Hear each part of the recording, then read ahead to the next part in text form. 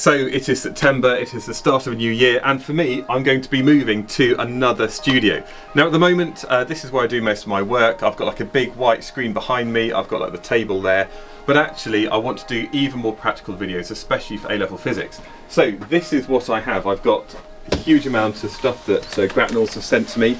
They're the people who make kind of scientific trays that you've probably seen in your classrooms already. I've got some more stands, I've got some new lights, and what I'm going to be doing this morning is basically setting up this new studio.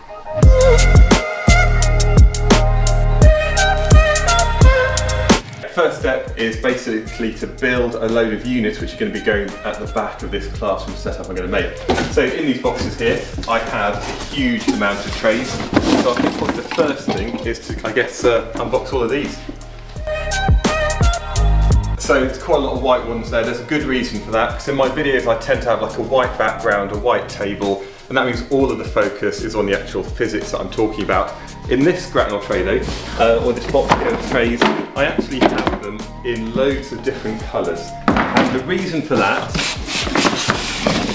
might be a little bit controversial, but I'm going to have in the background maybe different colour Grapnel trays depending on the subject. So I tend to use things like red for electricity, blue is anything to do with forces and mechanics, we've got the orange, I think I might have ordered a few too many oranges to do with energy, and then we've got things like quantum, atomic and waves. So I always try to colour code my videos to make it easier for you to find on YouTube or on the website. So yes, we've got some brightly coloured Grapnel trays as well. So they're the trays. Now we need to look at the racking. These are all the bits of a standard frame, and basically to assemble it you just do this. So that's one of them, and now what we need to do is add some trays like so. Just like that. And now I guess I just need to do the same thing 2 more times. So there we go, I've now built the storage that's going to go at the back of the lab. I've still got quite a bit of cardboard over here, but I guess I need to kind of get in the recycling.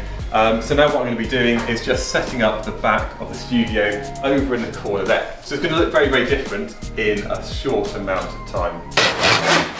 A very short time later, actually it's taken a while. We now have the kind of science set up here. You can see we've set up various lights and kind of tripods and all that kind of stuff. So the idea being that behind me there's this kind of sort of science lab, all in white, so it's like neutral colours.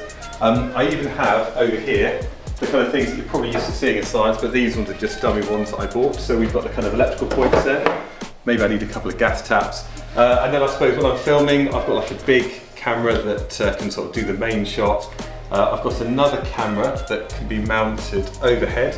And then I've got this other one here, which again I invested in over the summer. Again, this is like the same camera, it's all identical in the settings, and this one here can be used by somebody else to kind of get that third shot. So hopefully I've invested enough money. I mean, it definitely feels like I've spent a lot of money, and that means over the rest of this year I can do a lot more practical videos for A-level physics in particular, actually showing the setup, showing how everything is put together, and that's going to hopefully help all of you as you're doing your practical endorsement activities. So yeah, let me know what you think, let me know what other videos I should be filming next, and this is the new studio setup.